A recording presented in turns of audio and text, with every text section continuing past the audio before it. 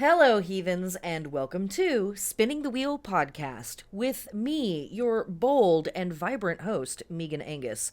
This is 2025 Imbolc season, full snow moon in Leo, lunar week number 3. And we are just going to dive directly into the stuff without any preamble except these few seconds here, I guess. Um, Thanks for being here. Thanks for listening.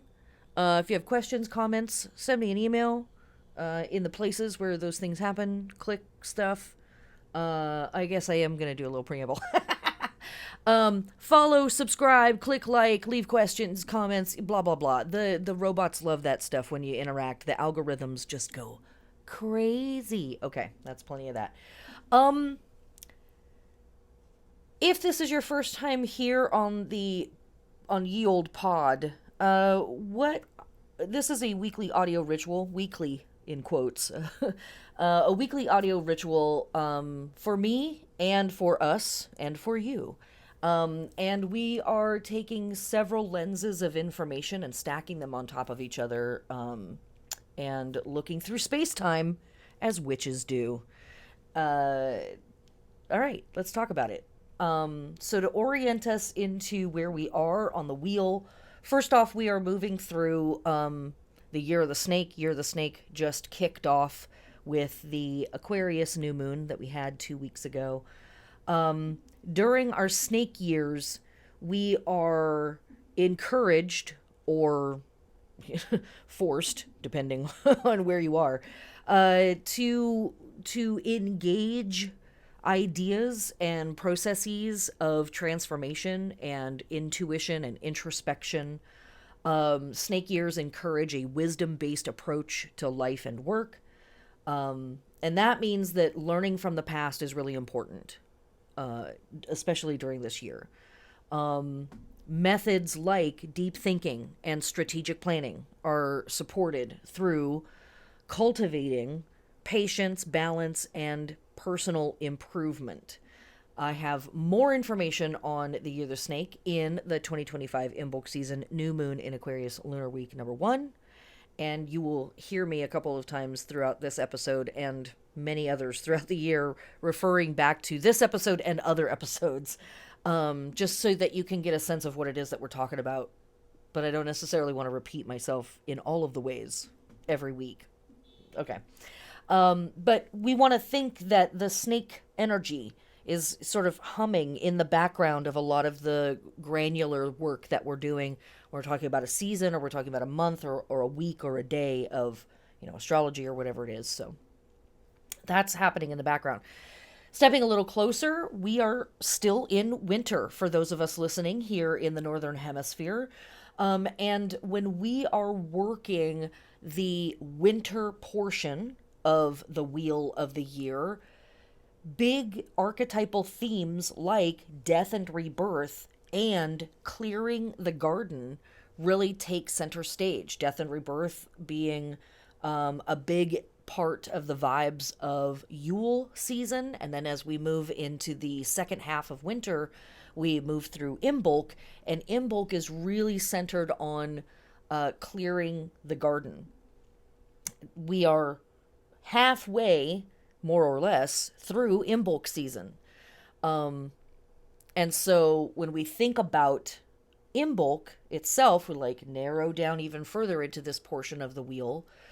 During Imbolc, which kicked off February 1st, February 2nd, approximately, we are working with big archetypal themes like renewal, dreams, perseverance, and purification. Purification, of course, being a word that can have a lot of baggage attached to it, so don't get crazy. Don't get crazy on me.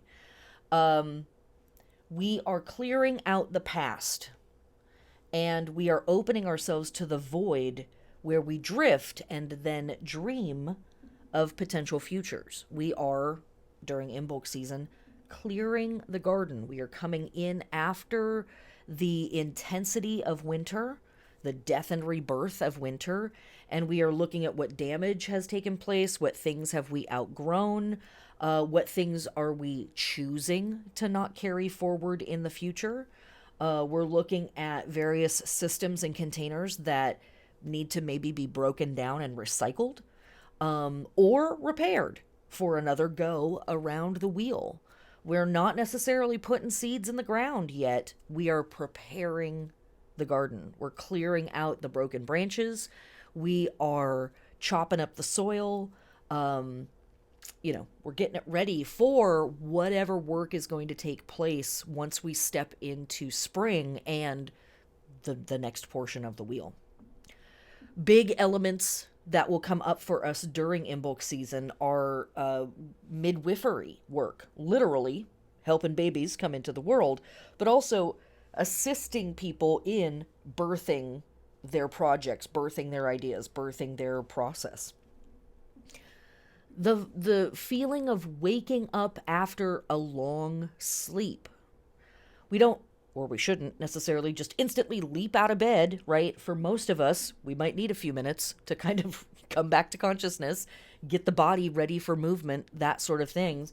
And if you are a person who likes to engage in like a nice start of the day stretch before any other activity takes place, Imbolc is very much a time that fits that kind of metaphor. We are waking up after a long sleep, and we are preparing ourselves for whatever activity and adventures are potentially in front of us. During Imbolc season, we are honoring ancestors and those who have passed over the winter season. Again, purification, and purification in that sense of cleaning things out and preparing them for something. Looking at what is, as I already mentioned, what is outmoded, what do we not want to carry forward. And I don't know about you, but looking around in the world right now, there's a hell of a lot of stuff that I have no intention of carrying forward. Okay. A lot of things resurfacing from the past that a lot of us thought were dead, or at least ought to be dead. And am I referring to fascism? Yes, I am. Colonialism? Yes, absolutely correct. Absolutely. Imbolc season has a lot of Uranian and Aquarian energy running through it because Imbolc is centered in Aquarius and Pisces season. Aquarius is ruled by Uranus in the modern era. And so there is something here in Imbolc season around being willing to clean out and get rid of and destabilize and upset the things that are no longer serving us, the things that no longer are in alignment with the future that we all as a species are yearning for, which is, of course, liberation and healing for all beings on planet Earth and the planet itself. Just little things like that, right? So just before we even go any further, right? But we're gonna drill down into the granular work of this. That's what we do here on this podcast. But that is a great centering place for you if you're like struggling to connect with what is Imbolc for? What do we do during the season? Like what work is presenting itself here? It's an examination of what needs to get left in the past and what stuff is breaking down, even if we need it, even if we still like it. Because when we talk about destabilizing systems, when we talk about orienting ourselves towards into alignment with the future that we say that we want, a lot of times, and especially in this era right now, we also have to simultaneously recognize that our lives are still built within these old systems, right? I could say that I want this political system or this financial system to go away, which is absolutely the truth. But simultaneously, I have to recognize that my life is built within those political systems or those financial systems. So it's easy to talk about, but it's hard to experience. I posted a little piece of writing on Patreon the other day about a plant pot that I had broken that bummed me out. I've had this thing for decades and it was big and expensive and beautiful. And And and the metaphor was very acute for me of, it's easy to talk about breaking down these systems. It can be very difficult to actually live through the times of systems breaking down.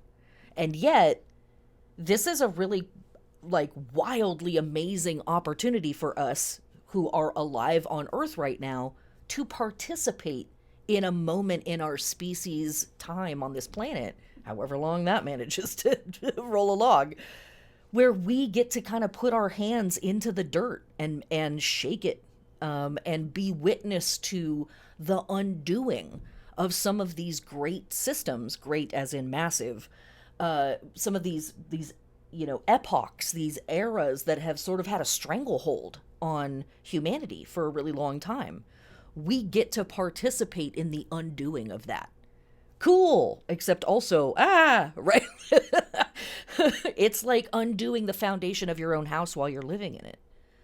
And so this is a time period of orienting into that work and really examining on a granular level, what's that doing to you? What's that doing for you? How do you participate in it? How does that mess you up? How's that fuck you up? And in what ways do you need to take care of yourself? In what ways can you help take care of other people as we all go through this destabilizing process and this magical undoing? Other things, and this accompanies this work, that we're working with in Imbolc season is honoring craftspeople and wisdom keepers and rededicating ourselves to our personal beliefs, our spiritual work, our philosophical path, our religious practices, or whatever that is. Those are two places where we can actually get a lot of assistance in attending to ourselves and staying healthy, staying balanced in situations that are radically out of balance. Big time Imbolc energy, honoring craftspeople and wisdom keepers. When we think back to that midwifery element, we've got a lot of archetypal members in an image like that. We've got the thing that's being born. We've got the person that's doing the birthing, or the people. And we've got the people that are assisting with that process. During Imbolc season, we are, as I've already said, deep in winter. That means our serotonin, if you're in the northern hemisphere, that's your serotonin is super low. That's our give a shit drug. We may not have a lot of that right now. And it is an incredibly powerful thing to know that there are members of our communities who are holding space for us while we are falling apart, while we are undoing ourselves or engaging in the work of undoing. And so those midwife people, whoever they are, and those craftspeople and those wisdom keepers are the folks that are doing the work and simultaneously holding space and assisting others while they're doing their work. And so this is a really important time to honor those folks. There are a lot of goddesses, but particularly Brigid or Brigide, who are craft and skill deities, who are kind of coming to the fore at this time of year and being like, here's how you do this, here's how you do that. Important stuff, cool stuff. And then a rededication to our personal beliefs, our personal philosophies, our spiritual practices, our religious practices, coming back to our source, coming back to our foundation. Not that we can't grow away from it again and again and again. That's the cool part. But sort of coming back to the beginning of our work. And again, reorienting ourselves and making sure that we are in alignment with the future that we say that we want, even if we cannot see all of the steps of the path between here and there. There's more information, or maybe different information, about Imbolc, again, in the Imbolc season, New Moon in Aquarius, Lunar Week 1 episode. And I've got piles of videos on YouTube under Megan Angus. And I've got some Imbolc classes up there from years past that you can check out for even more info. Pulling down even further into the details of this work, our sun is currently in Aquarius. It will be moving into Pisces this week, and we will talk about that in a little bit. But for the majority of this week, we're in the last days, the last degrees of the sign of Aquarius, which is a fixed air sign. And so our lunar weeks, our new moon, our waxing half, full moon, and waning half are all also going to be in the fixed signs. And so the time period where the sun is in Aquarius, the work is going to be all around our fixed sign placements, right? Whatever that is in your chart, you can look at where those fixed signs are. The fixed signs are Taurus, Leo, Scorpio, and Aquarius. What houses of your chart are connected to those signs? Do you have any planetary placements in those signs, or any major angles like your ascendant or your midheaven? This season might be spicy for you. Every year, this might be a season where there's a lot of action or intensity or like stuff going on. Or maybe the symbolism is a lot more acute for you. And for all of us, it's going to call up our activation points connected to issues around stability, right? All that talk about instability, the resistance that we might feel to change, the determination that is required to move through this work, and stagnation. Like where are we so resistant that we would prefer to just not grow at all because it's too frightening to move into the unknown. So that's all humming in the background. Like I said, we'll talk about the sun moving into Pisces in just a little bit. We are also in the last days of the Celtic tree month of Rowan, which connects to the thinker, appropriate that we're moving through this fixed air sign. And Rowan is associated with astral travel, connection, courage, personal power, success. Rowan energy is visionary and creative and original and sharp thinking. And the tree and the wood has associations with strength, protection, astral work, divination, healing, initiation, psychic energies, working with the spirits of the dead, tons and tons of stuff. And I really kind of go off on all of the stuff that we're doing with Rowan again in the Imbolc season, New Moon in Aquarius, Lunar Week 1 episode, which you can find wherever fine podcasts or wherever you found this podcast. Just click back a couple episodes. Another element that I have added to this work are the runic half moons. Again, you can find more information about the runic half moons in that first episode. But running from February 12th to February 26th, we're working with the rune Sowilo, or Seagull.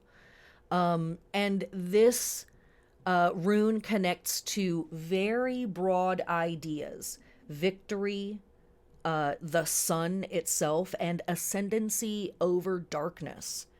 Now, as I said in that first episode, I'm going to repeat this here.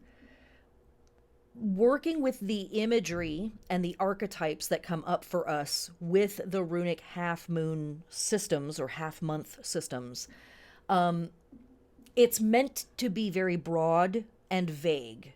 And really the idea is that you take the rune and meditate with it, and you take these very basic broad concepts and you meditate with them and think about how they show up in your life and have the subjective experience, rather than reading in a book and being like, oh, this author says this means this, and so that's what's happening for me in my life.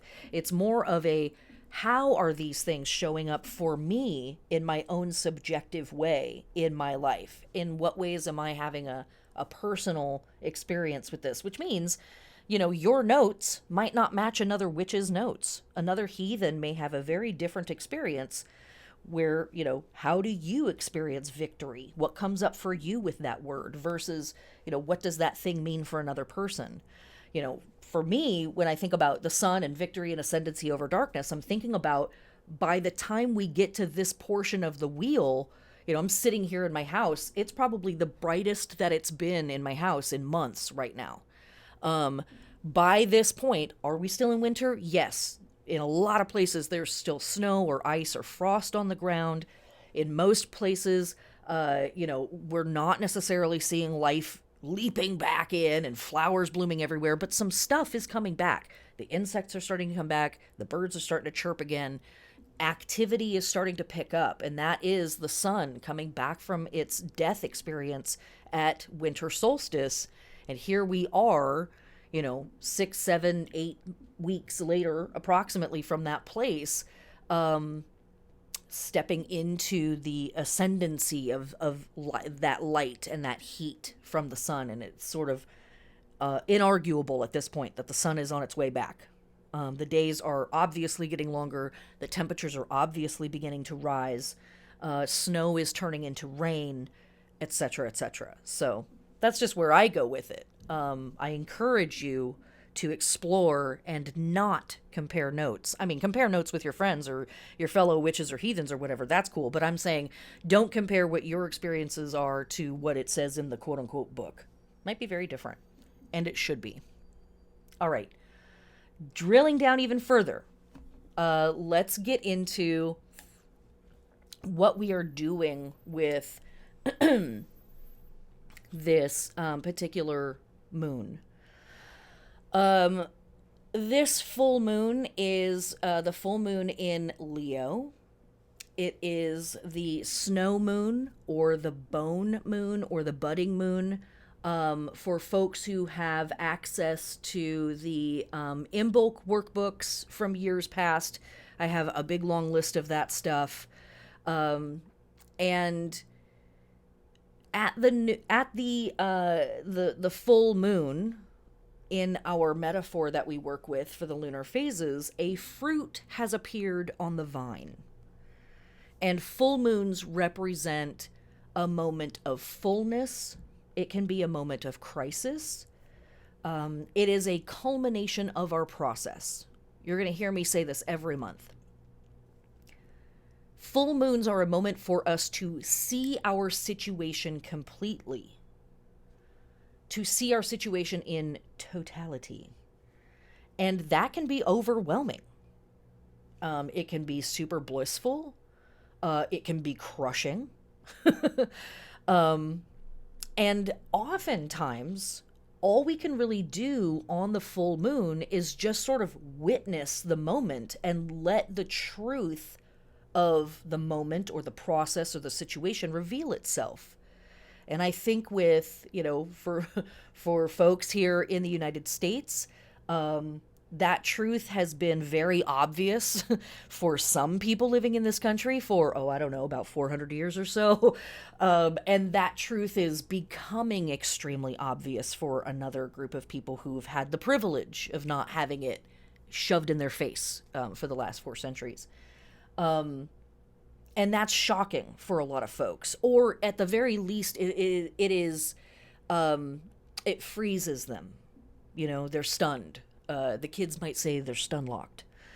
And full moons are a great moment to be stun locked. Full moons are a great moment to not necessarily take action, but to, again, simply witness the fullness of your reality, the totality of it. And the full moon energy, the work that we do here, is built out of our conscious identity and purpose, the sun, opposing our feelings and intuition, the moon. And the aim on every full moon is to find the middle path between the two extremes, and ultimately to try to integrate pieces from both places. This full moon is based in the Leo-Aquarius axis. And that axis is all about I can versus I influence. The themes that we work with here are very social. The elements that we're working with are fire, Leo, and air, Aquarius. And in the Leo-Aquarius axis, we're focused on identity and the expression of our identity. Leo rules everything ego and everything creative. Leo thrives on expression of self in the most like glorious and amazing ways. In that sense, Leo has some energy that's similar to Aries. While Leo seeks the importance of the individual, Aquarius understands the importance of the collective. A metaphor that I will often use is imagine a rock star on stage, a single rock star on stage under a spotlight, versus a sky full of stars. That single rock star would be Leo energy. Nothing wrong with taking the spotlight. There's nothing wrong with being at center stage. That is a great place for some folks, and it's an appropriate place for all of us at some point or another in our life. But, and also, there is a whole sky of stars out there, right? Especially when we think about Aquarius being connected to the star card in tarot. In my opinion, a healthy expression of this axis relies on finding balance and integration between romance and friendship, Leo Aquarius, self and society, Leo Aquarius, and egocentrism and altruism, Leo Aquarius. And in all of those words, there's healthy and unhealthy expressions, right? We can be in balance or out of balance with any of those ideas.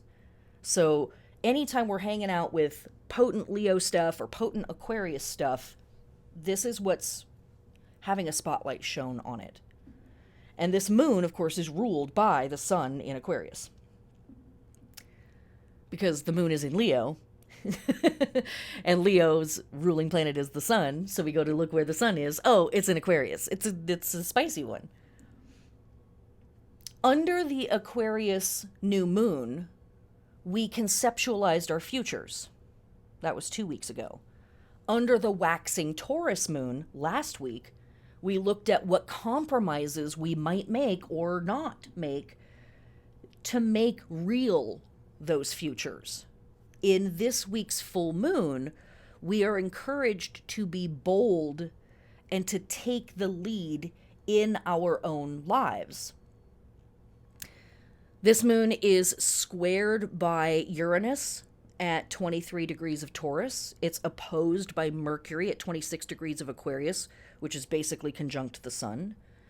And it's trined by Chiron at 19 degrees of Aries. And for me, I think that combination of stuff can provide a lot of opportunities for anxiety, for intense thinking, intense conversations. Anytime the sun and or moon are being squared by Uranus, there's sort of a battle between, the future versus like what's actually reasonable for us as an individual person. And Uranus wants to get there yesterday. It moves as fast as lightning. It moves as fast as a thought. And, in the mundane world, there might be some spicy comms this week. There might be some weird upsets with communication systems or electronics or whatever. But in the broader personal perspective, it is about challenging and being challenged by the unconventional, the revolutionary, the eccentric and eclectic, as well as the inventive and the progressive and the futuristic. In what ways are we drawn towards that stuff, and in what ways does that stuff feel, again, really destabilizing? The opposition from Mercury, who is conjunct the sun, adds to that, like, brain moving faster than we can think kind of vibes, moving faster than we can talk, maybe even. But it also lends itself to being very into the idea of thinking about stuff and talking about stuff. And then the trine from Chiron in Aries, I think, is actually really helpful. I don't know if all astrologers would agree, but I think that the trine from Chiron is actually really helpful because that is going to help us dial in on, in what ways have these old ideas contributed to the pain that I feel in my existence. In what ways have these old philosophies and these old ways of thinking and communicating about things contributed to how difficult it is for me to live now? And when I send my ideas out, my mind out toward the future, what type of healing could be there, as well as what kind of wisdom might I be able to provide based on where we've been and where we are now, or where I have been, where I am now, and where I think I'm trying to go. And that idea is going to come up for us a little bit more when we move through our fixed stars. That's all I really want to say about this moon, I think. I think that's where we're at with this full moon. It's a spicy one for sure, but it's cool. Let me give you a little bit more here, actually. There is a little bit more that I want to say. This is also out of the Wheel of the Year workbooks, which I have not been perfect about distributing. It's been a wild time here at the Angus Estates. For this full moon in Leo, one of the things that I've recommended for folks for a long time is thinking about mother energy or queen energy, right? There's a lot of baggage connected to those words, mother and queen. And where do those words sit for you? Where do those words sit in your life, right? Good, bad, and otherwise. And where is it appropriate or necessary for you to step up and take charge of a situation, as well as where could you be honoring those other people around you who are stepping up and taking leadership positions in potentially difficult or unstable situations? In what ways can you move with a magnanimous, generous spirit for yourself and for the beings around you, while still recognizing this shit is scary and it's hard? Just that kind of stuff. For our lunar and plant body work for a full moon in Leo, you could be activating and instigating and all of that stuff, but I'm leaning in on the resting and the relaxing. So we want to nourish, we want to rest, we want to relax, and we want to support or otherwise restore our back, our heart, our circulation, and our blood. That's because these are the parts of the body that are ruled by the Leo. As I say in every podcast, I am not a doctor of the human corpus. I am a doctor of the moon and stars, stirring the cauldron that is the void at the center of our galaxy. Just little things like that. But I don't know shit about medicine. So you checked with your trusted health advisor. Slash, always work with the metaphor. So what's on your back? What's on your heart? Right? What's in circulation for you? And what needs maybe some adjustment there, or some resting, some relaxing, some nourishment, some restoration. And for our plant body work with a full moon in Leo, pulling weeds, cutting trees or cutting wood for firewood or lumber specifically, plowing and cultivating, aka churning up the soil, right? Pruning trees and vines, doing pest and disease control. We're going to hear that a lot through this stretch of the year because as the weather shifts, all the bugs and the molds and the mildews come back into force.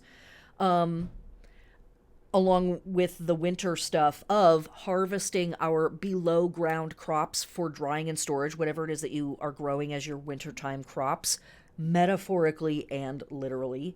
And this is a great time of year to plant, in whatever ways make sense for whatever region that you grow in, biennials, perennials, bulbs especially, roots, trees, grapes, berries, potatoes, shrubs, etc. And that is our work. There's not really more notes, but there's a chart up for patrons. Folks that are subscribed to my Patreon at the $5 level and higher get access to the notes and the charts and other illustrations or diagrams or whatever that I happen to include for each of the podcasts. So go there if you want even more. Oh my God. Slash, thank you to my totally unhinged patrons. I don't know why. I don't know why you put up with this, but goddess bless you. Goddess bless you and keep you. Okay. So now we're gonna move directly into the fixed stars of the week. And our fixed stars that we work with this week are spicy. Hydrate. Okay. Our fixed stars that we work with are both rising on February 12th. And I've talked about this before, but a heliacal rising, or a heliacal, it's pronounced both ways, rising of a fixed star is an old astronomy and astrology term that is an optical phenomenon. And what you are seeing is the star rising on the eastern horizon an hour to 3 hours, maybe 2 hours before the sun rises on the eastern horizon. And so the star appears to be coming up in the glow of the sun. So it's not blotted out by the light of the sun. You're able to see both the star and the glow of the sun as it's approaching the edge of the horizon. Coming up from its nightly underworld journey. And this heliacal rising, this optical phenomenon, is something that has been used again in astronomy and astrology for a very, very long time for calendar keeping, timekeeping, as well as astrology, as well as all of the different things that we might be doing with astrology. It was also basically like a calendar page for a lot of groups around the world, still is for a lot of groups around the world. And when you study fixed stars and heliacal risings, it can get a little confusing because you will find different dates at different times. There's sidereal versus tropical, with the astro confusion in the modern era. But it's also because it was based on you and where you are on the planet, and when you can actually see that star coming up over the horizon that you have in the location that you're at, which is going to change dramatically depending on where you are on the globe, between the equator and one or the other pole, as well as your altitude. Like, how high up in the world are you? Those things are going to change what day the heliacal rising actually happens for you. So the dates that I give in this are sort of the quote-unquote universally accepted dates, but they could be different by as much as, I want to say, like 2 weeks in either direction. So our fixed stars that we're going to talk about this week, they're not going to come up in the middle of July. They're going to come up now-ish, right? So they apply generally to this time of the year or this portion of the wheel, even if it doesn't necessarily happen for you on the 12th. Okay, that's enough of that, but I hope that makes sense. Send me questions if it doesn't. I'll try to answer them. Okay, so this week, our fixed stars both come up on February 12th in alignment with this, or I guess sort of in opposition to this full moon. And first, we have the heliacal rising of Deneb al-Gedi. This is one of our Behenian fixed stars. We don't have time to get into the Behenian fixed star system, but there are 15 fixed stars out of the hundreds that are kept track of. There are 15 that are like extremely fancy, very, very fancy. And they have a lot of potency. They have magical symbols that represent them. And they have archetypal images that are connected to them, and they correlate to a lot of really cool magical systems around the planet, as well as different astronomy systems around the planet. And so even if that star has a different name between, say, Babylon and China, they're both looking at the same star, and they're both considering them quite auspicious and important, or part of collections of stars that are auspicious and important. Cool field of research, the Behenian fixed stars in general, but the Behenian fixed stars, very cool field of research. Too much there. to say here in the scope of this podcast, but do some research, witches. It's good for you. Okay, so first off, we have Deneb Algedi, or the first one I'm going to talk about is Deneb Algedi. This is found in Capricorn, in the tail. This is referred to as the quote-unquote judicial part of Capricorn, or the fortunate one, or the bringer of good tidings. And we talked about, or there's notes from last week's podcast that I didn't record, but I put the notes up for patrons, about another star, Nashiri, that's a part of the bend in the tail. And I think we talked about other stars that were in the bend of the tail in the Aquarius episode as well. And so there's a suggestion there of like, there may be something about these stars, about bending, about turning, and where do we go with that metaphor? So then, let me jump to the other fixed star, rising on the same day, February 12th, the helical rising of Sadal Sud, Sadalsud, Sadal Sud. This star is found in Aquarius, and it is referred to as the luckiest of the lucky, or the star of mighty destiny. Pretty casual, right? No pressure. It seems chill. This is generally thought of by astrologers over the last, 5,000 years, give or take, and around the world, as a star of very, very good fortune. But folks should not try to take advantage of that fortune, or it will snap back on them, especially leaders and rulers. Okay. This star, and I'll get into that in a second, this star is part of a collection of stars, including Nashira, that I mentioned before and referenced in the notes, that indicate great fortune and a connection between the past and the present and the future. Again, there is an emphasis on the arc or the bend of our process. Interesting. And this star, and working with this collection of stars, always, always, always reminds me of the Martin Luther King Jr. quote, "The arc of the moral universe is long, but it bends towards justice." Especially when we know that we're in the midst of Black History Month. Martin Luther King Jr.'s birthday is around this time of year. So potent. Like, as we love to say here on the podcast, I'm sure it's just a coincidence. That's crazy magic. We love it. But we can't just say that statement, right? It's a potent statement. I'm going to say it again. The arc of the moral universe is long, but it bends towards justice. But a loving reminder, my dear heathens, it does not bend by itself. Our deeds, our lifetimes, are the force that bends it or not. Again, no pressure. This is a great star to contemplate the arc from, of your life, basically. From your foolish youth to your present state, to wherever it is and whatever it is that you might become in the future. Those are the types of helpers that we have right now. And in true fashion, it's these very remote, flickering lights off in the distance, right? Very abstract.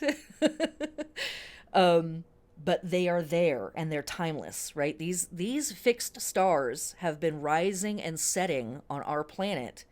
Well, rising and setting in the skies for our planet for millennia, for tens of thousands of years, for hundreds of thousands of years, for millions of years, witnessing from afar our quote-unquote progress or lack thereof, and I think of them way off in the distance, cheering us on and giving us the hope and the advice that they can, but that's on us to hold still and listen and then apply it. So these stars are here to assist us in this work, and they really are encouraging us to sit down into the work and contemplate. What was I and where have I been? Where am I now? How do those things connect? And where do I say I'm trying to go?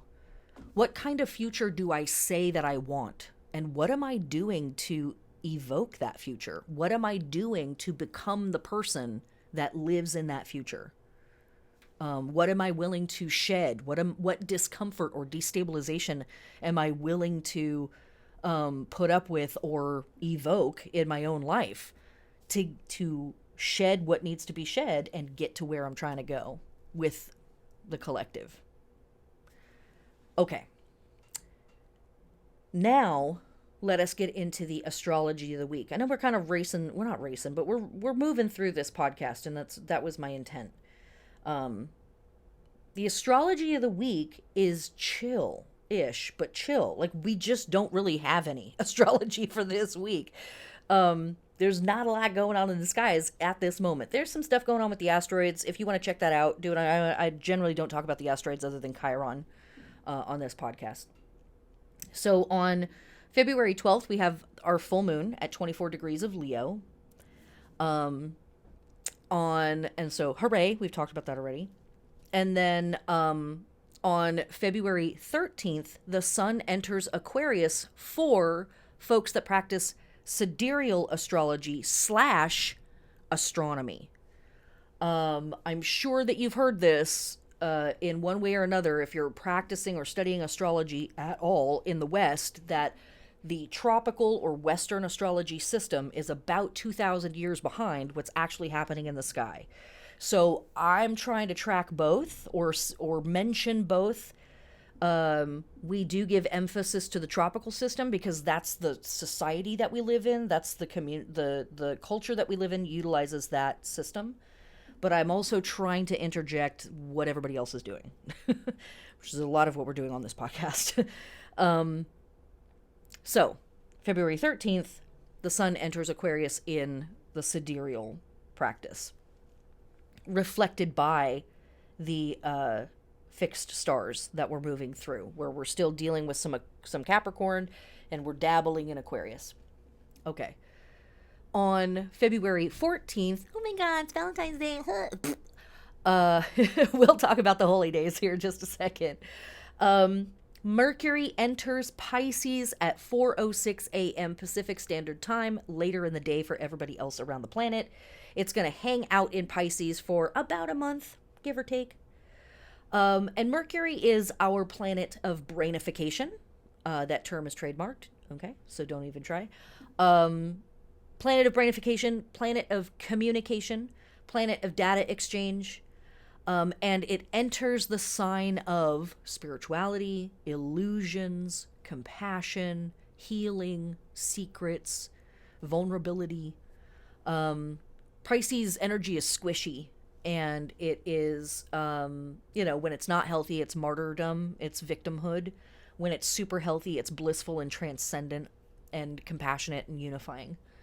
And so our thoughts, our studies, our conversations with other people may, for a lot of us, turn towards our dreams, our ideals, and how we are working towards that realization. How helpful. How helpful, right? What a wonderful time of year to have that kick in. Moving along. On February 16th, we have our disseminating moon at 13 degrees of Libra. Now, when the moon is in Libra, if we want to, we can work with the Two of Swords in some magical systems. Moon traveling through Libra connects to the card, the Two of Swords. So if you want to hang out with that card that day, and again, kind of like with the runes, meditate with it and see what comes up for you personally. When we are working with the disseminating moon, this is coming 2 to 3 days after the full moon.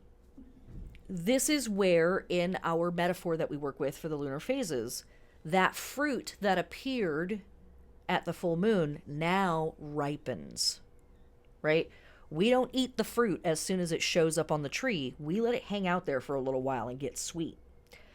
And mature a little bit, right? That's the disseminating moon. That's the energy of the disseminating moon. It's time to reap the rewards or deal with the consequences, however you want to look at that. It's a little bit, usually a little both, a little of both. Sometimes what we see at the full moon does not actually play out or settle out until now or after now, right? So at the full moon, it's kind of like, oh, I'm seeing the totality of it. I don't necessarily know what all of this means, but I'm seeing the whole picture, and it's a lot. And then a few days later, it's like, okay. I think I've got a plan, or I'm going to start to delegate some stuff, or man, there is a whole lot of this. Some of you have to help me deal with it. Like, this is not just me. Like, who? Other people are responsible here. Get in. Get your hands dirty. The disseminating moon in Libra specifically emphasizes the pros and cons of diplomacy. And aren't we getting a big fucking spoonful of that shit in the world today? But in our personal lives, here at the disseminating moon, we find the consequences of being bold and living in our leonine truth. We might take that rock star moment at the full moon, and then a few days later, it's like, what? So what's all the side eye? What's going on here? Oh, I took responsibility, and now you're gonna critique how I handled things, even though you didn't want to. Okay, that's cute. This moon is opposed by Venus at 7 degrees Aries, and Chiron widely at 19 degrees Aries, but it's also squared by Mars retrograde at 17 degrees Cancer, fun, but it is assisted potentially by Jupiter at 11 degrees of Gemini. The confidence that we felt at the full moon might be shaken a little bit, or at least we might be feeling a little extra sensitive to the feedback that we're getting from the haters when we dare to live our truth, or when we dare to, as I just said, step up and take responsibility for a situation, or, rip the covers off of the thing and sort of show the whole situation, show the fullness of the problem, the fullness of the process. Like, don't shoot the messenger, kids. I'm just being real. I'm just the one that's bold enough and brave enough to say it. I'm the one that's big enough to say it here. And so that a few days into the week, it might get a little spicy. And or we might need to just kind of pull back from being in the spotlight a moment. Like, whoo, I did it, but like I can't do that all day every day. I need to take a moment for myself. Diplomacy is a weird word, right? It's a lovely idea. But it's often utilized in not lovely ways at all. Looking at Raven Caldera's moon phase astrology, I was reading back through the chapter on the disseminating full moon in Libra, and in each of these chapters, or in each of these pieces in the book, Raven Caldera offers a lot of quotes from different thinkers. And here is the very first one. An ambassador is an honest man sent to lie abroad for the good of his country. Woof. Woof. Right? Like, yeah, really? In this economy? We're still doing that. Okay. And so diplomacy is often like really the art of getting people to get along and agree to stuff that they don't want to agree to. And we have a lot of that in the world today, right? So that might be a part of the work that comes up for you as an individual, looking at society at large around you on this disseminating moon of, where is it more helpful to just say what needs to get said, versus where is it more helpful to make sure that everybody feels good about the process. And that's a difficult thing to determine, especially when you're in it, especially when you're dealing with people who need to hear the goddamn truth, who need to have it like put in their fucking face. But that can make people super, super resistant to the change that they really need to be engaging in. You can have two people tell somebody the exact same piece of information in wildly different ways and get wildly different responses, even though the information is at its root the same. So, again, a moment of contemplation here around language and information, and in what ways is that stuff, utilized to manipulate people versus Where have you needed to engage in diplomatic negotiations with somebody to get something to happen or to get something to stop in your own personal life, etc., etc., etc. This is the granular work of this stuff, because we're going to have to engage these systems all throughout the year in a bunch of different ways. This is not the only time that we're going to hang out with the moon in Libra. We're going to have at least 7 other chances throughout the year, if not 8 or more. What am I saying? Even more. And so this is just a piece of that puzzle. Don't expect yourself to solve the puzzle here, but just consider it. And think about, again, the square from Mars. Our response to this work might be really passive aggressive. Our response from this work might be a lot of impatience of why can't we all just get along? We all know what the right thing is, just fucking do it.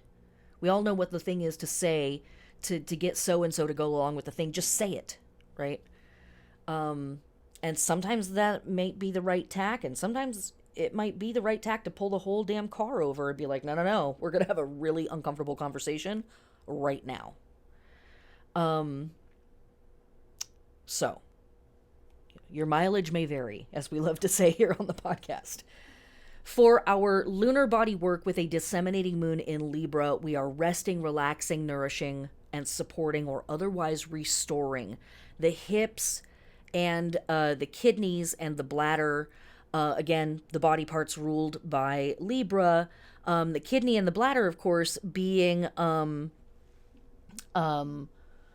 really important to filtration and sending good stuff back to the system. And for our plant body work, this is a great time for planting plants that are going to contribute to the beauty of an environment, or perhaps they are plants that you're going to utilize in cosmetics or glamour magic later in the year, as well as root crops, viney crops, hay, fodder, harvesting seeds and roots to replant later specifically. Again, pulling weeds, cutting trees for firewood and lumber, plowing, cultivating, all of that stuff that I said earlier about bulbs and drying for storage and biennials and grapes and berries and all of that stuff that I said for the previous moon, same for this moon. Okay. Moving to February 18th, the sun enters Pisces.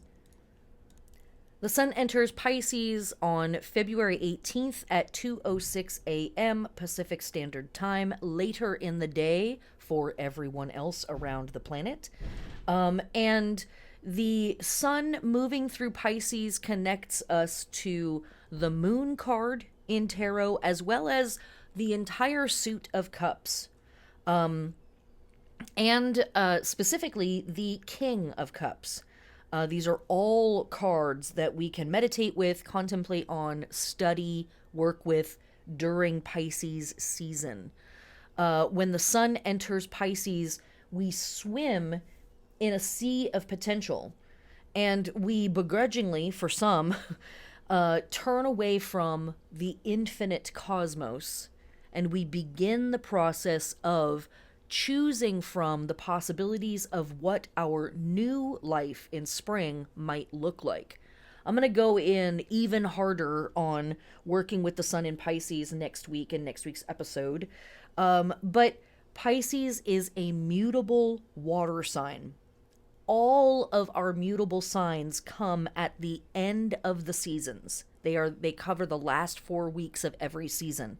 And so inherently, the time period covered by mutable signs is there to assist us in adaptation, shape-shifting, and, deciding what needs to be ended, maybe just at least for now, so that we can clear room for and get ready for and have blank canvas for the next season that is about to approach. So Pisces helps us wrap up our wintertime work. It helps us make the changes out of our winter self and into the spring self. Because think about the energy of Pisces. Now, think about the energy of Aries. That is a huge shift. That is a huge, huge energy shift. Vibe shift is mega. And so Pisces is here to help us let go of this drifting in the void and drifting in the dark and drifting in the ice of winter, and get ready for the squishiness and the warmth and the increasing light and the increasing action that we're going to encounter in springtime.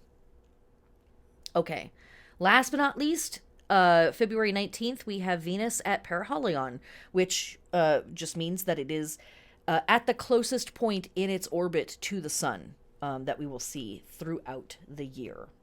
All right, next up, holy days. All right, we actually have a boatload of holy days and festivals, past and present, this week. I am not going to get into all of them on this particular podcast. You can listen back to this week in previous years for more holidays. But the notes will be up again for patrons on Patreon for folks that are subbed at the $5 level and higher. But I will mention that from February 1st to the 28th, the entire month of February, we have Black History Month. For our Chinese friends and ancestors, we have the Li Chun Festival from February 3rd to 18th, which is the start of spring.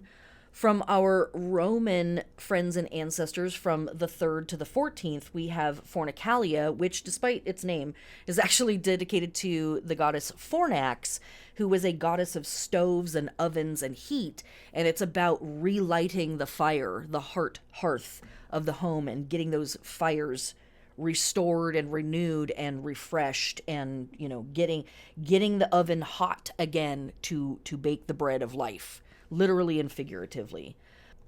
And throughout this week and this entire time period, we see a lot of these different festivals from the past and present that are dedicated to this idea of relighting the fires, lighting the lamps, the return of the sun, the increasing of the light, even if the heat isn't necessarily there just yet, but with an eye for what is coming in the future. February 12th, we have the Festival of Obatala from our Yoruba friends and ancestors, the Lantern Festival Chunga Chopa from our Asian friends and ancestors. And we step into, as well, from our Roman friends and ancestors, Februalia or Februa, as well as good old Lupercalia. And this is the holiday that I am going to talk about a little bit.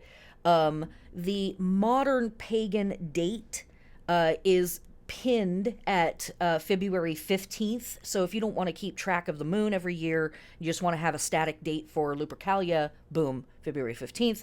But it is sort of this Leo new moon, or Leo full moon that happens at this time of year, is really the moon that indicates when Lupercalia would be taking place. And Lupercalia is a festival that had a lot of baggage, had a lot of really interesting stuff connected to it. I have a gigantic piece with a lot of cool images on my website. You can go to the Wheel of the Year section of my website and check out Imbolc and scroll down. And I have a few pieces of writing there, as well as the video of the last class that I taught for Imbolc, etc. But a lot of misinformation has been put at the feet of this festival, and so it's important to know what it is and what it isn't. A lot of folks think of it as the root of Valentine's Day.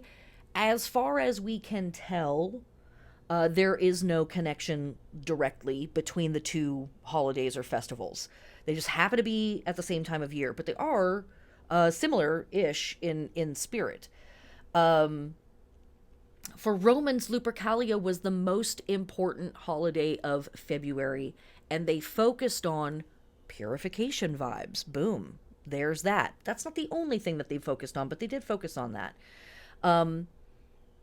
Februaire, where we get the name for the month, February, means to purify. The actual day of Lupercalia, February 15th, is Dies Februatus, or Dies Februa, which means purified day, or the not necessarily the day of purification, but a day that is pure or purified. A lustration, it first and foremost was an ancient festival celebrating the purification of the cities and fields. And a couple of the other festivals that are happening at the same time, during this week, are Parentalia, which is a whole series of festivals that are about sort of like reorienting the vibe of the house. That Fornicalia holiday or festival week sits within this, as well as sort of giving ablutions and homage to ancestors and the restless dead, and sort of putting them to bed and being like, hey, winter's about to end. You need to go back to the underworld, and we're like going to do life stuff up here on Earth. Okay? Okay.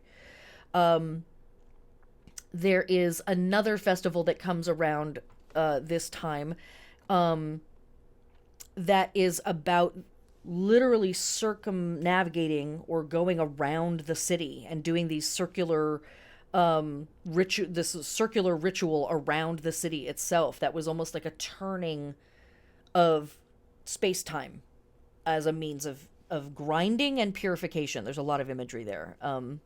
More in the notes. Many archaeologists believe the roots of this Roman celebration can be found in an ancient Greek celebration called Lycaea, and this was an archaic festival with a secret ritual possibly dedicated to the god Pan. Greeks held this festival on the slopes of the Mount Lycaon, which means Wolf Mountain, the tallest peak in rustic Arcadia. Lycaea might have had something to do with the rites of passage for pubescent or adolescent boys and rites concerned with lycanthropy, etc., etc. A lot of shape-changing elements there, and people growing from one part of their life into another part of their life, tying back to some of that other imagery that we're talking about with the fixed stars and the astrology. I'm sure it's just a coincidence.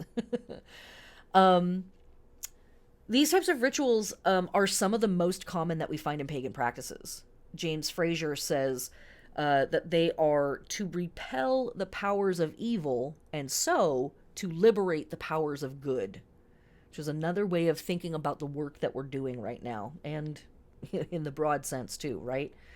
Thus promoting the fertility at once of humans, of animals, and the earth itself. It is about waking up and purifying the earth.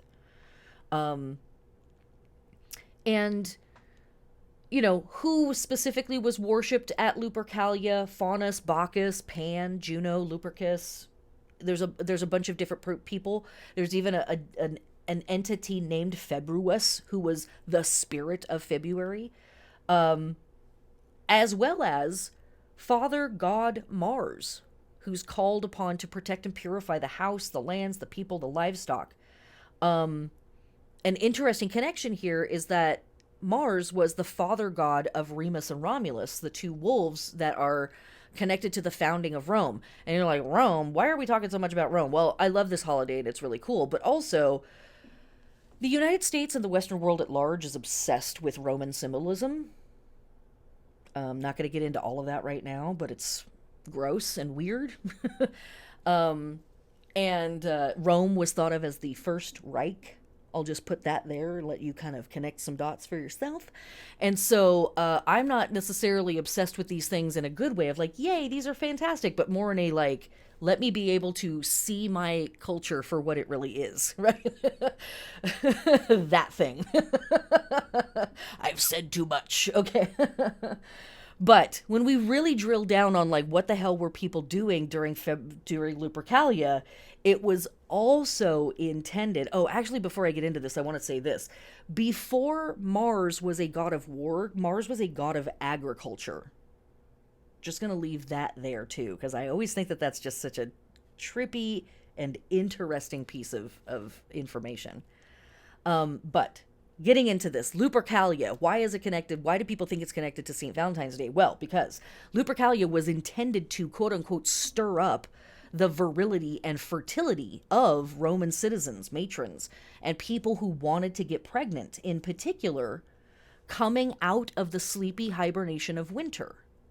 And here is where we see how this holiday gets its very, very wild reputation. The Luperci, the priests in charge of Lupercalia, would erect a statue of a naked dude. Chill, probably Pan, who knows. And then they would run back and forth through the streets wearing only goatskin loincloths whipping people with thongs or whips called februum. And people would run butt naked out of their houses into the streets and stretch out their legs and stick their butts out to make sure that the priests had plenty of real estate to aim for. Of course, as the Christians came to rule over this, they were like, no, no, no, no. This is way, way too much. You guys cannot be doing this stuff. And, initially it was all upper class people that engaged in the rituals. And then, once Christendom became the fashion, then it was only the lower classes. But the Romans were like, the ritual still has to be enacted. Like, we have to have the energy. It was one of the funniest things about Roman society. They were very, very caught up in the idea of like, the ritual has to happen, even if we don't personally believe in it or understand it. Like, we know that it has to happen or bad things will occur. Like, okay. Women kept their clothes on, holding their hands out for their palms to be whipped in those later days instead of their buttocks. But love that stuff, right? So a lot of folks, again, is it connected to Valentine's Day? No. Is Lupercalia a purification rite the same as like the Candlemas purification rites of the Virgin Mary? Maybe. They are not the same holiday. But it's interesting that they both happen at this time of year because this whole season celebrates purification.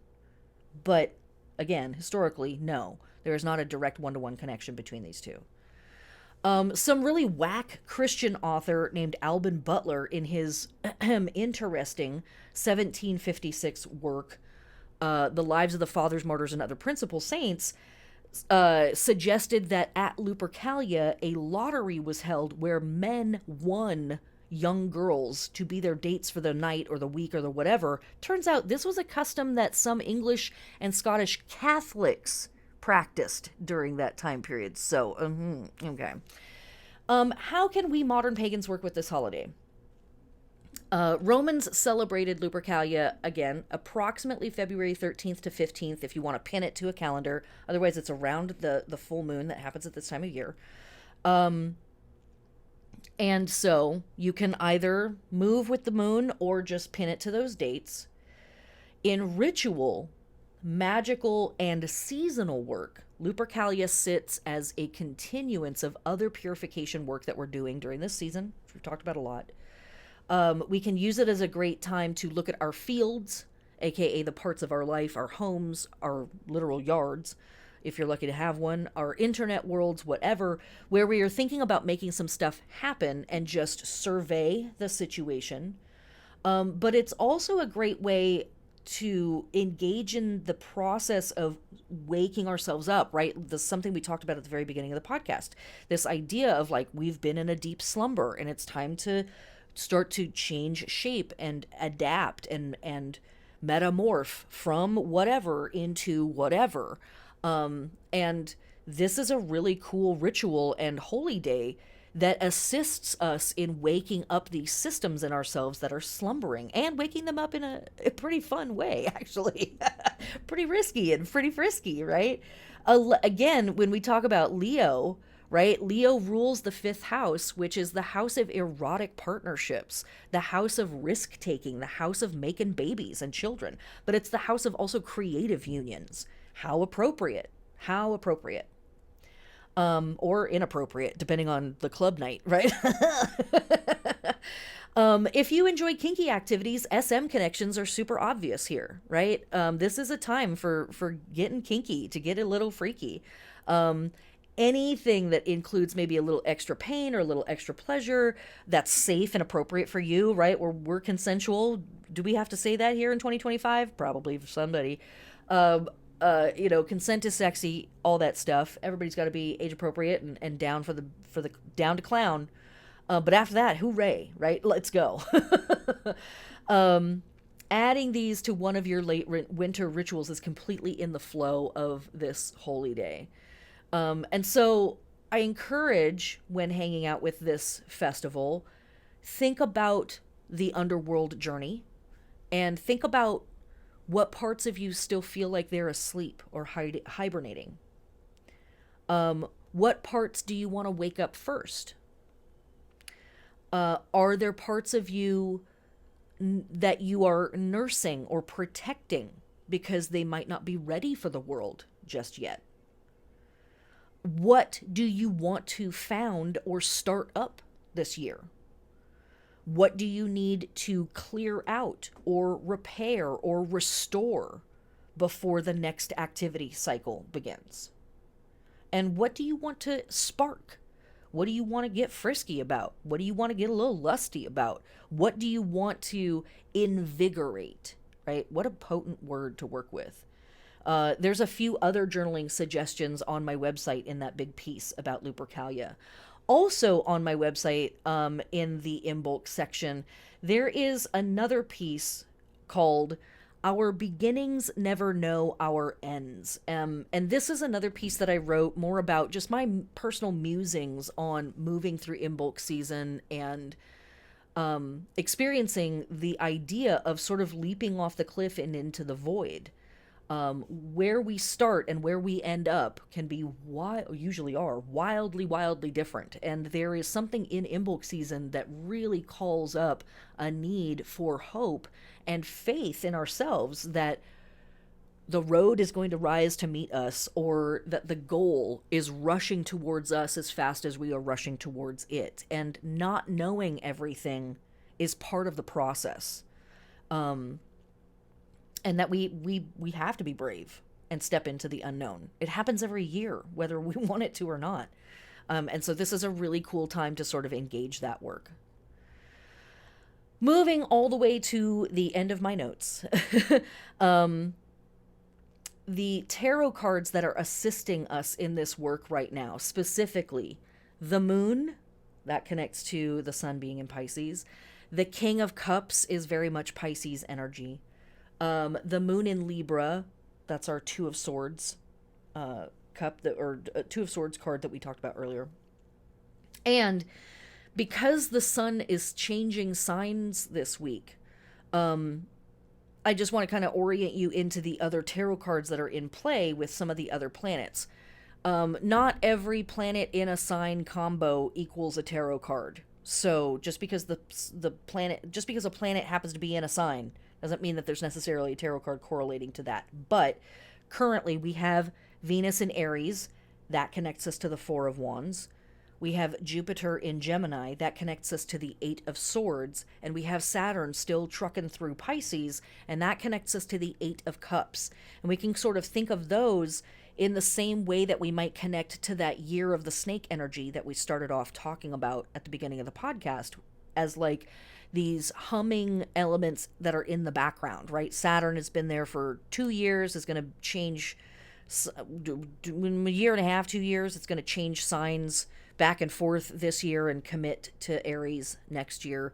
But for now, we're still working with the Eight of Cups, which is it can be a difficult card. It calls up a lot of like adjustment and review around our emotions and our maturity and what used to work for us in emotional connection with people might not still work for us anymore. And are we getting what we need? And where do we need to adapt and change? Sits very nicely with our mutable signs that we're working with. Jupiter and Gemini, Eight of Swords. I have a big old piece on my website about working with the Eight of Swords. And I'm not going to get into it. It's a lot.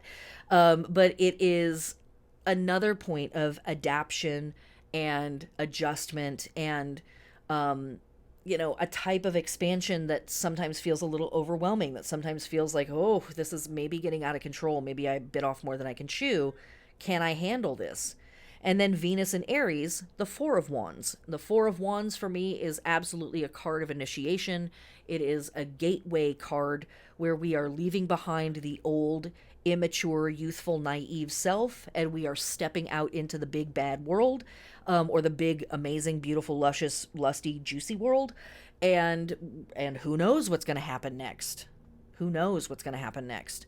If you've worked with me for a while, you do know what happened. You do know what card we work with astrologically. But if you don't know, it's everything's fine. Don't worry about it. It's great. And as I said, we've got the moon and the King of Cups and the Two of Swords hanging out with us. Two of Swords just for the moon in Libra, but all through the season of the sun moving through Pisces, the moon, and then the King of Cups kind of helping us with that work. Okay. That's our podcast, folks. Thanks for joining me for yet another episode of Spinning the Wheel. If you have loved this work and enjoyed it and have gotten something out of it, please subscribe to my Patreon as a means of supporting this work. You can subscribe for as little as $1. If you would like to throw $1 in my tip jar, that's amazing. You can also do, if you look in the notes for this podcast on like whatever platform you're listening on, there should be a link there to my PayPal, which probably will be changing at some point. If you want to just throw me a one-time donation or a one-time tip, always, always appreciated. And if you can't financially support, which is super real in this day and age, share this with your loved ones, share this with your friends, your coworkers, your neighbors, the people in your life that you feel like might get something out of this as well. That sometimes is some of the very best support. And it always is really amazing to me. I say this a lot, but it's always incredibly amazing to me when people trust their people with me. And when people take in my voice and my ramblings into their magical or spiritual or philosophical world, I am genuinely trying to leave it better than I found it. And that is, beyond this being a weekly ritual for myself, it is a weekly ritual and meditation on bending the arc, and connecting my past self to my present self to my future self, and where I would like to go and the world that I would like to be living in. Just a little witchcraft at all times. Just a little witchcraft at all times. That's all. All right, my loves. You can follow me frickin' everywhere. I'm on YouTube. I'm on Instagram for now. I think I still have a page up on Facebook, but whatever. Join my irregular newsletter. I will not send it out often enough, but it's something. And I also have a website. And last but not least, I guess I should mention this. I do tarot readings and astrology readings. Come in and check in with me for some stuff. And let's get you all squared away and ready to go for this season or the next or the next or the next. Patrons, new discounts for readings are coming soon. New discounts for readings are coming soon. So there's that. All right. That's everything. Enjoy this full moon. Wear something flashy, wear something a little irresponsible, make sure there's some chunk glitter involved. Something a little too ostentatious, because my God, witches, there's no time for humble anymore. There is only time for absolutely ridiculous and over the top. That's it. Blessed be.